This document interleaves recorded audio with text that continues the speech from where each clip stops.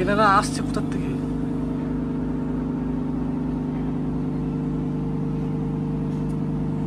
বিশাল একটা আওয়াজ।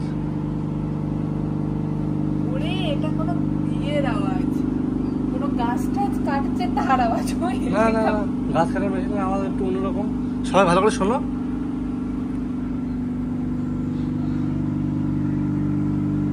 আমি গিয়ে দেখি আসি। বিষয়টা হচ্ছে এই যে তোমরা আওয়াজটা পাচ্ছ, আমি ছাদের সিঁড়ি থেকে আমি পাই। এবার ছাদে ওঠা সম্ভব না, কারণ ছাদের দরজা দেওয়া ছিল, যার কারণে হঠাৎ করে ফোন নিয়ে পর সঙ্গে সঙ্গে বাইরে এসে দেখছি হেলিকপ্টার একটু ভিডিও করবো, তো দেখছি না এরকম কোনো কিছু না। কী যে বিকট আওয়াজ খুঁজেই পাচ্ছি না। আর সঞ্চিতাও মনে হয় ঘরে একটু শুয়েছিল, হঠাৎ করে ওই আওয়াজ পেয়ে সঙ্গে সঙ্গে বাইরে চলে এসছে। একটা বাজছে।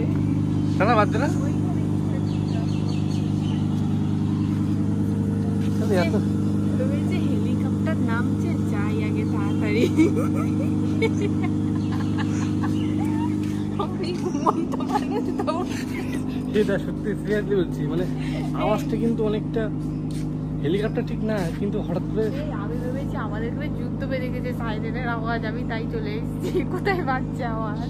এ না সত্যি আওয়াজটা কিন্তু এখনো পাওয়া যাচ্ছে, আর বিকট হচ্ছে।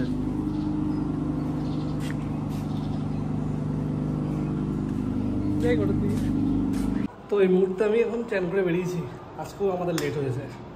এখন বাজে 3টে বাজে না, 3টে বেজে গেছে কিন্তু কে জানে। হ্যাঁ 3:15 বাজে। আর আমার জন্য দেখো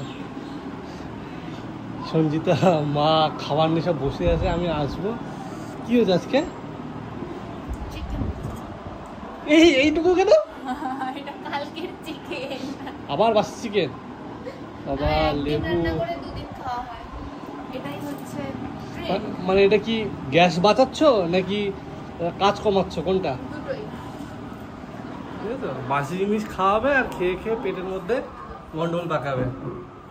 যাই হোক, আমরা খেয়ে নিই। তোমাদের যদি খাওয়া দাওয়া হয়ে থাকে অবশ্যই কমেন্ট করে জানিও কটার সময় তোমরা খাও, মানে দুপুরের খাওয়াটা কখন খাও। শসা খাবে সেটাও কালকে।